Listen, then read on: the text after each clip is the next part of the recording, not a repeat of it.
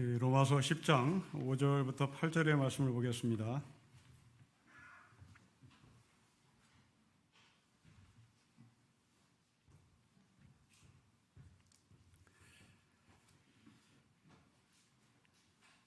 (5절부터 8절의) 말씀을 우리 한 절씩 교독하겠습니다. 모세가 기록하되 율법으로 말미암는 의를 행하는 사람은 그 의로 살리라 하였거니와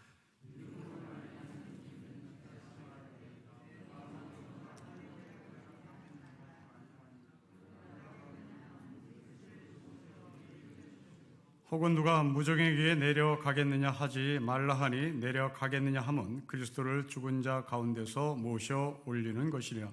그러면 무엇을 말하느냐? 말씀이 너에게 가까워 너희 입에 있으면 너희 마음에 있다 하였으니 곧 우리가 전파하는 믿음의 말씀이라. 아멘. 본문을 들어가기 전에 여러분들에게 당부의 말씀을 드립니다. 위드 코로나에 대한 당부입니다.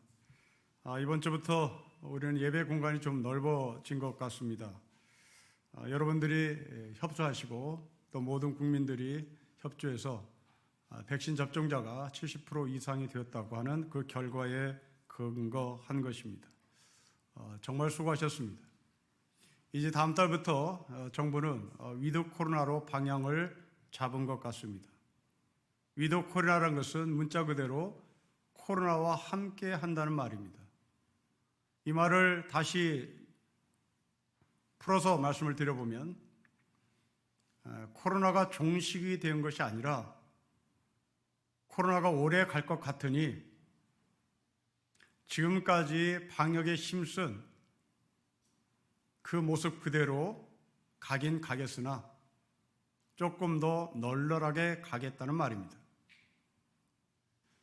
조금 더 널널하게 가겠다고 하는 것은 여러분들의 일상생활이 불편했다는 것이고 또한 동시에 소상공인의 사업이 정말 힘드니까 경제 논리의 관점에서 좀 풀겠다는 얘기입니다. 저는 다 동의하고 이해합니다. 그러나 저희는 기독교인입니다. 저희는 성경의 가치관으로 세상을 보는 사람들입니다. 성경은 경제 논리를 앞세우지 않습니다. 성경은 사람의 생명을 절대화시킵니다. 만일 우리가 이 위드 코로나가 우리의 삶을 넉넉하게 한다고 판단한 나머지 삶이 좀 방만해지는 순간 우리는 심각해집니다. 그 대표인 나라가 영국과 러시아와 독일입니다. 그들은 위드 코로나의 정책으로 모두가 다 마스크를 벗는 순간 지금 심각한 확진자의 폭증으로 고통받고 있습니다. 반면에 독일, 프랑스 그들은 위드 코로나지만 개인과 개인의 경각심이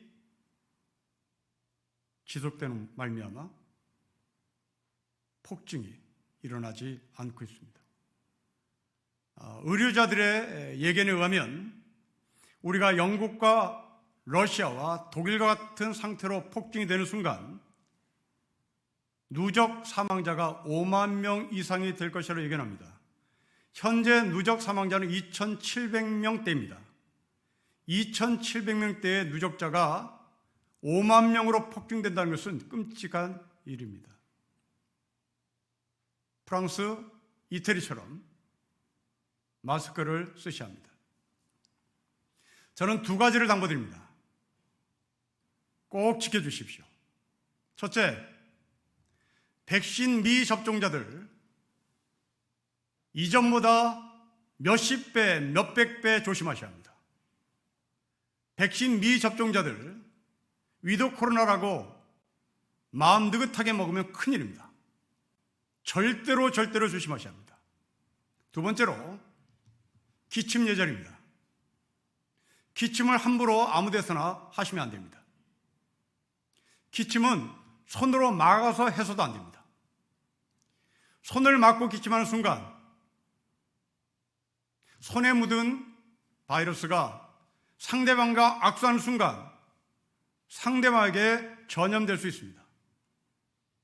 기침 예절은 손으로 막고 하는 게 아닙니다. 기침은 여기에 여러분의 코와 입을 막아야 합니다.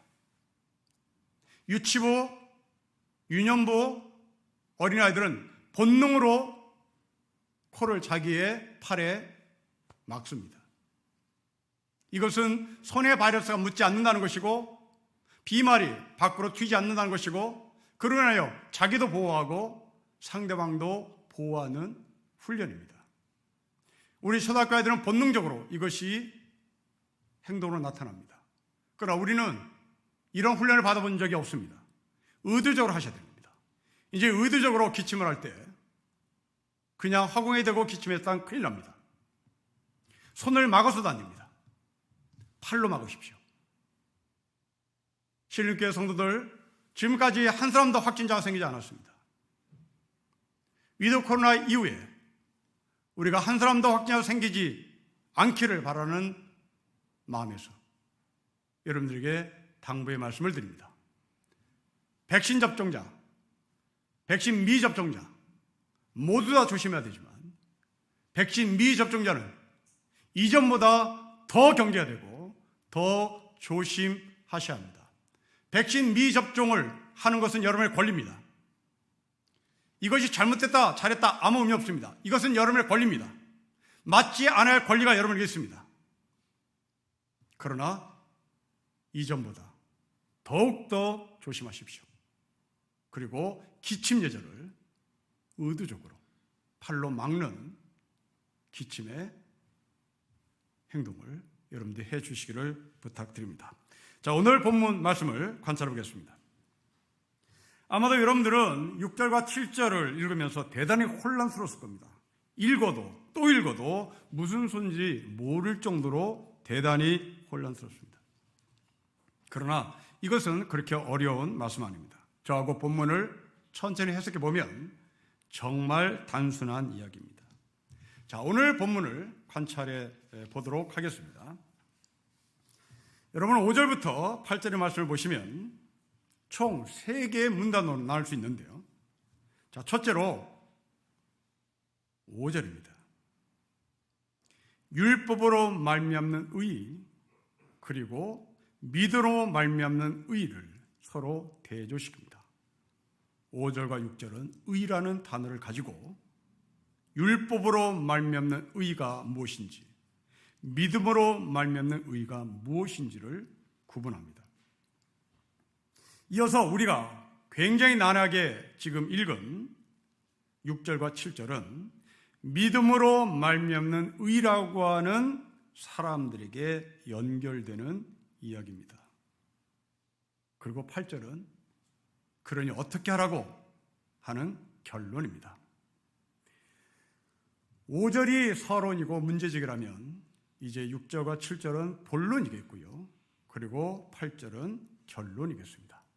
자, 이 구조적인 형식을 들고 우리 다시 한번 5절부터 8절을 함께 읽어보도록 하겠습니다. 시작.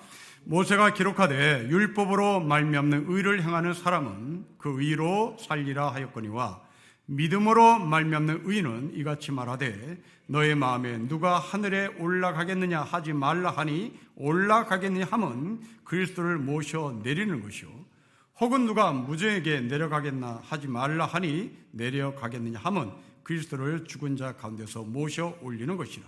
그럼 무엇을 말하느냐? 이 말씀이 너에게 가까워 너의 입에 있으며 너의 마음에 있다 하였으니 곧 우리가 전파하는 믿음의 말씀입니다. 자, 먼저 문제제기라는 5절의 말씀을 제가 읽겠습니다. 모세가 기록하되 율법으로 말미암는 의를 행하는 사람은 그의 의로 살리라 했습니다. 라고 하는 이 말은 레위기 18장 5절을 인용한 바울의 말씀입니다. 모세가 한 말이긴 하지만 모세가 한 말이 아니라 하나님께서 모세에게 주신 말씀이고 모세는 하나님을 대신해서 하신 말씀입니다. 여기서 말하는 이 5절의 율법은 십계명을 말합니다. 그래서 5절을 제가 십계명으로 단어를 바꿔서 읽어보겠습니다. 모세가 기록하되 십계명으로 말미암는 의를 행하는 사람은 그 의로 살리라 했습니다. 십계명은 두 개의 파트로 나눕니다. 총 10개의 계명 중에서 1계명부터 4계명은 하나님과 우리 사이의 계명입니다. 그리고 5계명부터 10계명은 사람과 사람이 지켜야 할 계명입니다. 자, 하나님은 모세에게 이스라엘 백성들에게 말해라. 이스라엘 백성들은 이 10개의 율법을 다 지키면 그로 인하여 그를 의롭다고 말씀하겠다. 의롭다고 인정하겠다는 얘기죠. 자, 여러분, 십계명을 찬찬히 생각해 보십시오. 십계명을 지키는 게 어려울까요? 그렇지 않습니다. 보통 의지를 갖고 있거나 인간의 양심을 갖고 있거나 인간의 선한 상식을 갖고 있는 사람은 십계명 넉넉히 지킵니다. 도둑질 해봤습니까? 살인해봤어요? 부모 배은망덕하게 살아보셨습니까? 간음하셨습니까? 십계명 그리 어렵지 않습니다. 안식일 잘 지키잖아요. 남 뒤통수 치지 않잖아요. 십계명이 어렵지 않습니다.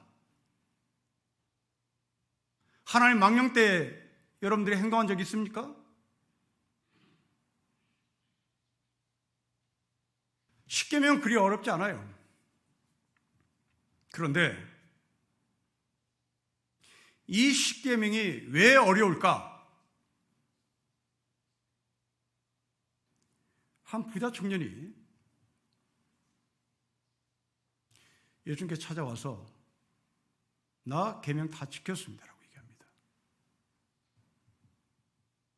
그래서 예수님께서 네 재산 전부를 다 팔아서 가난한 사람에게 주라고 말씀하죠.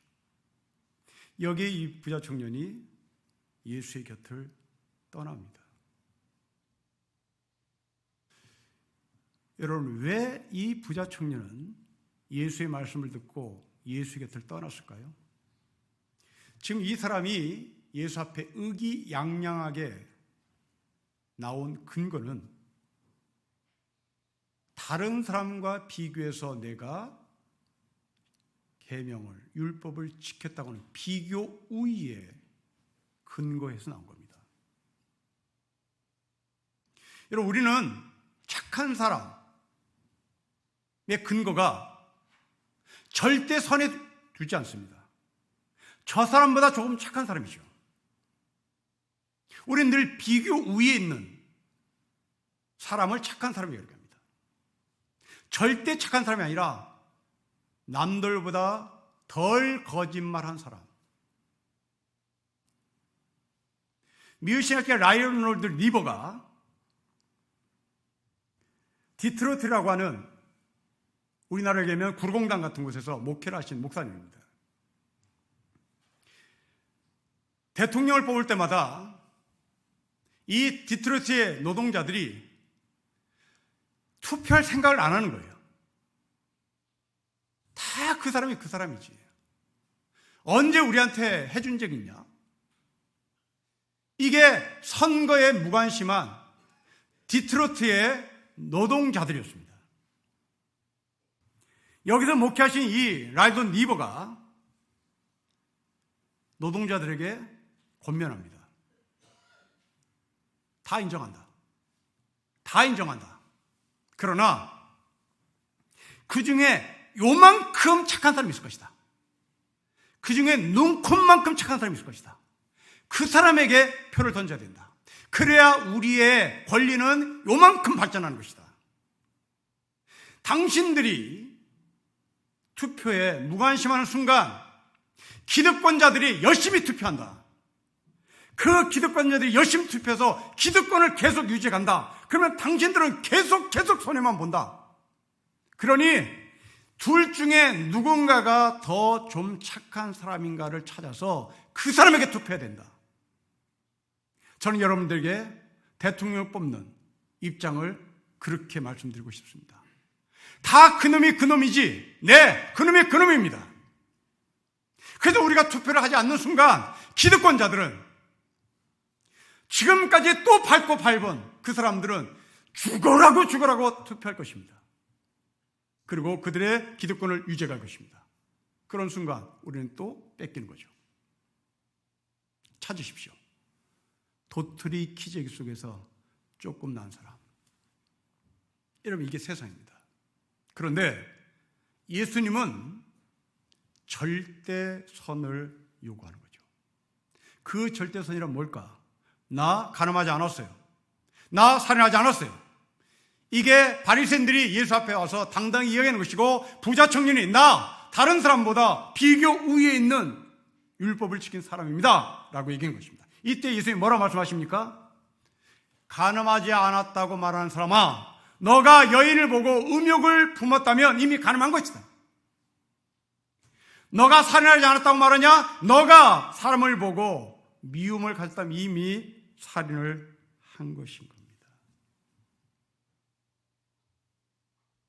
여러분, 이 사람은 자기가 살인하지 않았다고 하는 것을 들고 나왔습니다. 네, 살인하지 않았습니다. 가늠하지 않았습니다. 네, 가늠하지 않았습니다. 그러나 왜 바리새인이 가늠하지 않았습니까? 왜 바리새인이 살인하지 않았습니까? 혹시 사회적 체면 때문에 못했을 거 아닙니까? 이미 속으로는 천만만만했으나, 이미 음욕을 품었으나 사회적인 위치 때문에 못했죠. 그러고 나는 가늠하지 않았더라고 자랑하는 그 바리새인에게 예수님이 말씀하십니다. 너는 체면 때문에 안 한지는 모르겠으나 이미 네 마음속에는 음욕을 품었다고 얘기합니다. 자신이 의로운 행위를 한 것을 남과 비교해서 비교 우위에 내가 있다는 것을 사람들은 자랑했던 것이죠. 여러분, 이적이라는 가수가 있습니다. 이 가수가 부른 노래 중에 왼손잡이라는 제목을 달고 있는 노래가 있는데요, 가사가 이렇습니다. 나를 봐, 내 작은 모습을. 너는 언제든지 웃을 수 있니? 너라도 날 보고 한 번쯤 그냥 모른 척 해줄 수는 없겠니?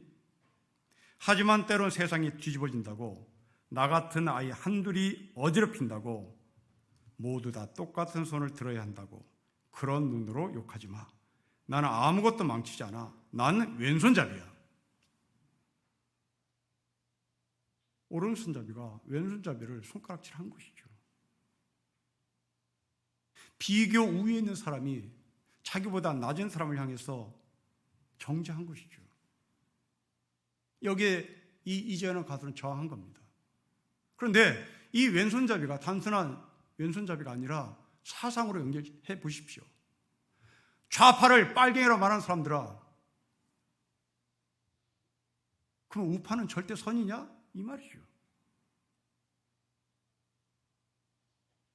왼손잡이가 좌파인데 그 좌파를 빨갱이라고 낙인 찍으면 이 나라 돌아가겠느냐?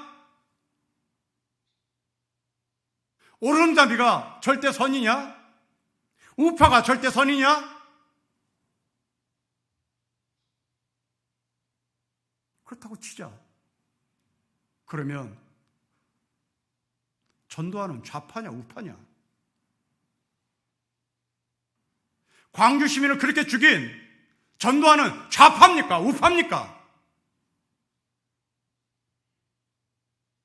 답이 없네요.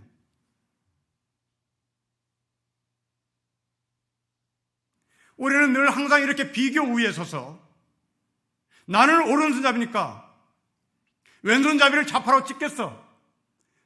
좌파를 뛰어넘으면 빨갱이라고 낙인 찍겠어. 그렇게 말하는 거죠.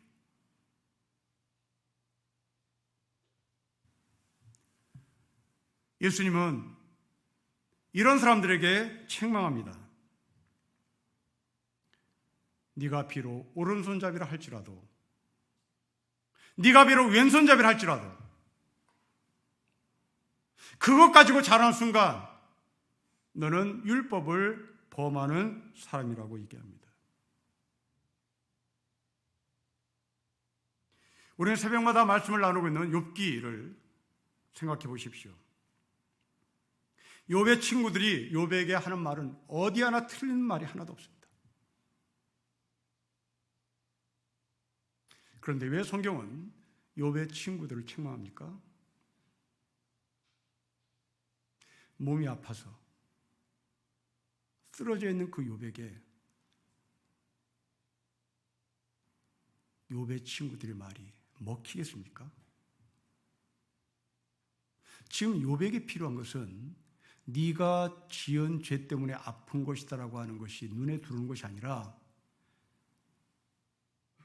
그 욥의 손을 만져주는 것이고 그 욥의 마음을 위로하는 것이고 그 욥과 마음을 함께하는 것입니다.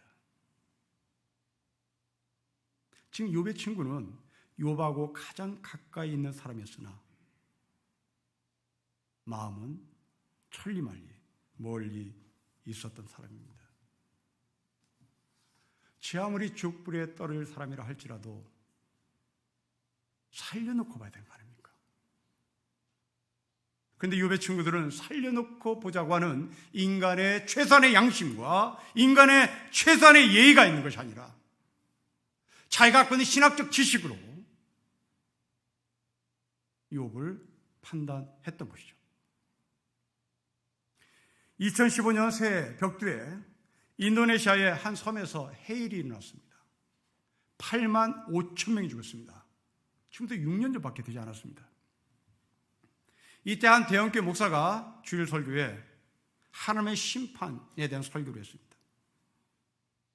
이 사람의 하나님의 심판에 대한 근거는 8만 5천 명이 죽은 바로 그곳은 3분의 2가 이슬람 교도들이 모여있는 곳이고 반군들이 기독교인을 죽였다고 하는 것이 하나님의 심판의 근거입니다. 물론 반란군들이 기독교인을 죽였는지 그것은 저는 모르겠습니다.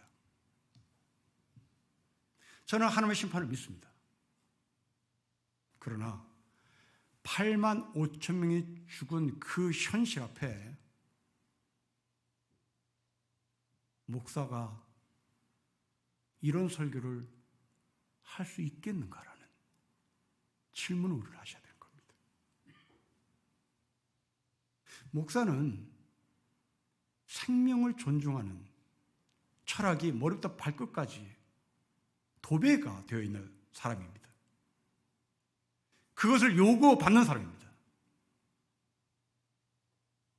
그렇다면 대형 교회이니 부자들이 많이 모여있는 교회이니 여러분 8만 5천 명이 죽었다는데 우리 어떻게 할까요? 이게 목사가 가져야 할 최소한의 인간의 예의가 아닐까요?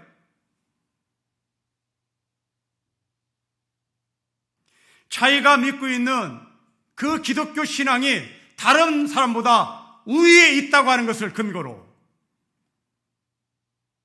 남을 판단하고 남을 정죄하는 것은 결국 율법주의자들이 하는 것입니다. 십계명 지킬 수 있다. 그러나 그 십계명에 근거한 살인의 본질, 간음의 본질, 그 본질까지도 예수님은 파고 들어가 이 세상에 어떤 누구도 이렇게 온전한 율법을 지키지 못하는 사람이 바로 인간이라는 것을 우리에게 보여주는 겁니다. 그럼 복음이 뭘까? 복음은 8만 5천 명의 죽음의 현장 앞에 어떻게 할까요? 다 죽어가는 그 욥 옆에 욥을 위하여 내가 어떻게 할까요? 여기에 대한 질문에 답을 구해야 되는 겁니다. 그 답이 뭘까요? 우리가 정말 헷갈리는 6절과 7절이 그 답입니다. 여러분 6절과 7절의 말씀을 우리 같이 읽겠습니다. 시작. 믿음으로 말미암는 의인은 이같이 말하되 너의 마음에 누가 하늘에 올라가겠느냐 하지 말라 하니 올라가겠느냐 함은 그리스도를 모셔 내리는 것이요 혹은 누가 무정에 의해 내려가겠느냐 하지 말라 하니 내려가겠느냐 함은 그리스도를 죽은 자 가운데서 모셔 올리려는 것이라. 무슨 말인지 모르겠습니다. 여러분 신명기 말씀을 인용한 겁니다. 바울은 이 신명기 말씀을 인용하며 이 신명기 말씀을 어디와 연결시킵니까? 믿음으로 말미암는 의인은 이 말입니다. 믿음으로 말미암는 의를 가진 사람들아, 당신이 하나님을 만나고 싶어 하늘로 올라간들 하나님이 계시겠느냐? 없다. 믿음으로 말미암는 의를 가진 사람들아, 하나님이 저 지하 속에 계신다고 생각하냐? 그래서 토굴을 파고 들어가느냐? 없다. 이 말입니다. 그럼 하나님 어디 계시나? 하나님 어디 계시나? 8절입니다. 여기 계십니다. 8절 읽겠습니다. 시작. 그러면 무엇을 말하느냐? 말씀이 너에게 가까이 너의 입에 있으며 너의 마음에 있다 하였으니 곧 우리가 전파하는 믿음의 말씀입니다. 어디 있습니까? 가까이 있습니다. 여러분 6절과 7절을 우리의 언어로 다시 바꿔 말하면 이렇습니다. 하나님 만나러 하늘산 기도원에 가겠느냐? 가지 말아라. 너 하나님 만나러 오살리 금식 기도원에 가니? 가지 말아라. 그럼 하나님 어디 계시나요? 니네 집에 있다. 이 말입니다. 우리는 하나님 만나러 어디 가요? 오살리 금식 기도원 가는 거죠. 오살리 금식 기도원에 있는 기도 토굴 속에 들어가는 거죠. 바울이 말합니다. 믿음으로 말미암아 의를 가진 사람들아, 하늘산 기도원에 올라가지 말아라. 오살리 기도원에 기도 토굴 속에 들어가지 말아라. 하나님은 네 옆에 있다.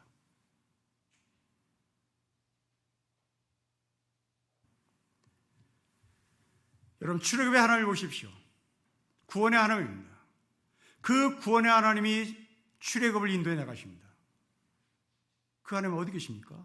하늘에서 끌고 가십니까? 아닙니다. 땅 밑에서 끌고 가십니까? 아닙니다.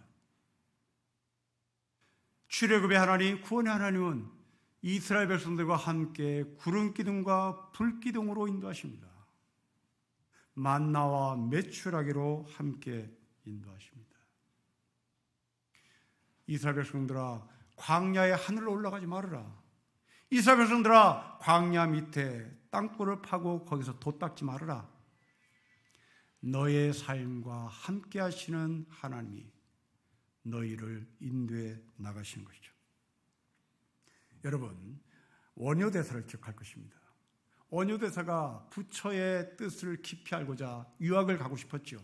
그래서 보따리를 싸가지고 당나라로 유학을 갑니다. 당시의 최고의 불교대학은 당나라에 있었습니다. 원효대사는 혼자 가기가 못하니까 의상대사와 함께 의기투합을 해서 이제 당나라로 유학 채비를 떠납니다. 어느 정도 가다가 너무나 동굴 속에 가서 잠을 자는 중에 너무나 목이 말라 손가락을 뻗으면서 대충대충 뭐가 손에 잡히기에 그것을 들이마셨습니다. 세상에 이런 물을 마셔본 적이 없는 정말 달콤한 물이었습니다. 아침 눈을 떴습니다. 자기가 어젯밤에 마셨던 그 물은 해골바가지에 담겨있던 물이었습니다. 이때 원효대사는 뭐라고 얘기합니까? 진리는 당나라에 있지 않네. 진리는 여기에 있네. 그리고 유학 어드미션을 다 찢어버리고 다시 신라로 돌아갑니다. 이때 의상대사는 그냥 가요. 당나라로. 누가 더 유명한 사람입니까? 의상대사 우리 잘 몰라요. 그러나 원효는 압니다. 오녀는 당나라에 가서 학위를 받는다고 내가 부처를 더 많이 안다, 그걸 포기한 거예요. 그게 진리가 아니라는 것을 이 사람이 해골바가지 사건을 통해서 배운 겁니다. 그러나 의상대사는 학위를 따야, 당나라에서 학위를 따야 부처를 더 잘 알 것이라고 하고 그 사람은 갔던 겁니다. 여러분, 복음은 미국의 유명한 신학교 있잖아요. 복음은 학교에 있지 않습니다. 복음은 8절의 말씀처럼 우리와 가까이 있습니다. 하늘에 올라간다고 하나님 계시지 않는다. 땅속을 파고 들어가서 도 닦는다고 하나님이 거기에 계시지 않는다. 네가 있는 곳에 있다. 네가 있는 그곳에 가까이 하나님이 계신다.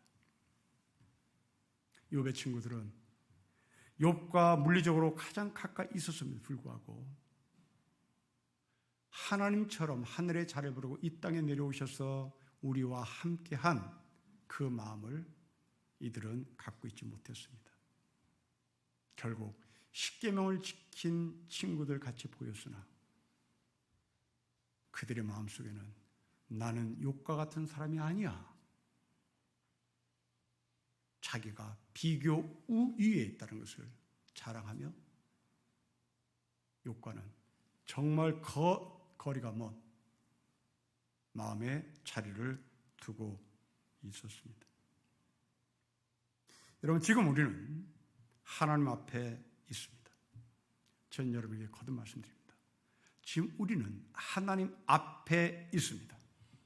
우리가 하나님을 만나려 어디를 가는 것이 아니라 지금 여러분 옆에 하나님이 계십니다. 아주 가까이 계십니다. 예수의 피가 내 몸 안에 있기 때문입니다. 우리는 이것을 가리켜 성경에서 식구라고 얘기하는 겁니다. 여러분, 식구라는 한문을 겪어보십시오. 입구자에 음식이 들어간다는 얘기입니다. 구약시대에 그 음식을 집어넣어야 할 대상에 대해서 하나님은 분명히 말씀합니다. 너희 집에 있는 식구들만이 아니라 나그네들에게까지 밥을 먹여야 되고 더 나아가서 너희 집에 있는 가축에게도 밥을 먹여야 된다고 얘기합니다. 이게 식구다. 이게 율법을 지켜야 하는 식구다. 예수님은 이것을 그대로 실천합니다. 예수님은 제자들과 함께 밥을 먹는 것을 뛰어넘어서 당시에 짐승 취급을 받았던, 개 취급을 받았던 세리, 창녀들과 밥을 같이 합니다.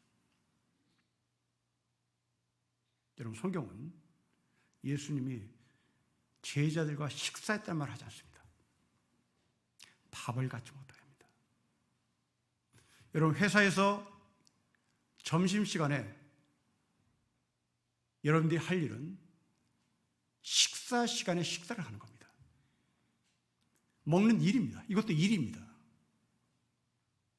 집에서는 식사합시다라는 말 하지 않습니다. 집에서는 밥 먹자고 얘기합니다. 밥과 식사는 다릅니다. 식사는 일입니다. 그래서 여러분 8시간 노동시간 안에 밥 먹는 일이 끼어 들어가는 겁니다. 이게 공적인 시간이에요. 그러나 집은 12시에 식사 시간이 아닙니다. 언제든지 밥 시간입니다. 언제든지 밥을 먹을 수 있는 것입니다. 이게 식구입니다. 예수님은 당시에 개축을 받았던, 짐승 취급을 받았던 세리와 창기들을 함께 밥을 먹었습니다. 저희 아들이 초등학교 때 우리 집에 식구가 몇 명일까 퀴즈를 냈습니다. 엄마, 아빠, 누나, 동생? 아닙니다. 우리 집의 식구는 5명이다. 아니, 더 세분해서 7명이다. 5명이 누굴까? 엄마, 아빠, 누나, 동생, 하나님. 그러다가 조금 더 이 아이가 성경 지식이 넓어지면서 7명으로 늘었습니다. 엄마, 아빠, 누나, 동생, 성부, 성자, 성령. 이것이 우리의 식구입니다. 저는 초등학교 들어가기도 전에 저희 아버지 어머니가 밥을 먹을 때 네 오른편에 하나님이 계시다라고 하는 것을 가르쳐 줬습니다. 그리고 저는 밥을 먹을 때 내 옆에 계신 하나님에게 하나님 밥 먹으세요. 그 말한 적이 있습니다. 밥은 일이 아닙니다. 밥은 삶입니다. 밥을 삶으로 여기는 자는 식구입니다. 말씀이 육신이 되신 예수님, 그분은 이 세상에 밥으로 오셨습니다. 이 세상에 식사로 오시지 않았습니다. 이 세상에 음식으로 오지 않았습니다. 이 세상에 밥으로 오셨습니다. 그 밥을 저 멀리 둔 것이 아니라, 저 하늘산에 둔 것이 아니라, 저 오살리 금식기원에 둔 것이 아니라 바로 여러분의 삶에 두셨습니다. 옛날 양반집 어머니들을 보십시오. 자기 남편, 자기 아들에게는 밥상을 차려놓고 갖다 바칩니다. 그리고 어머니는 그 남자들과 함께 앉아서 밥을 드시는 것이 아니라 부엌에 들어가서 등 돌리고 물에 밥을 말아서 드셨죠. 이건 밥이 아닙니다.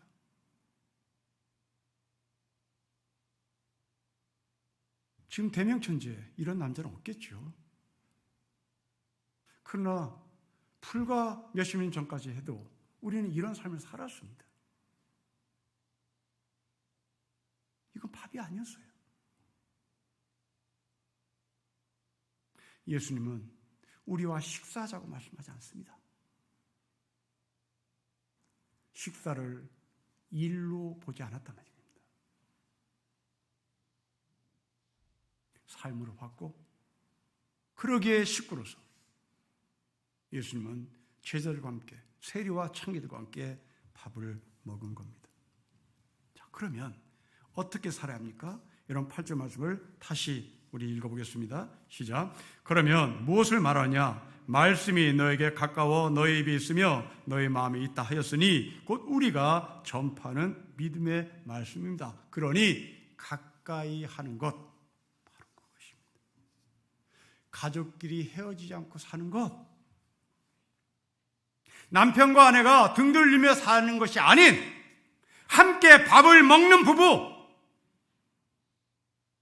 함께 살을 맞대고 사는 삶. 사랑하는 성도 여러분, 여러분의 아들과 밥을 먹어본 적이 언제입니까? 아니, 밥을 먹어도 냉랭합니까?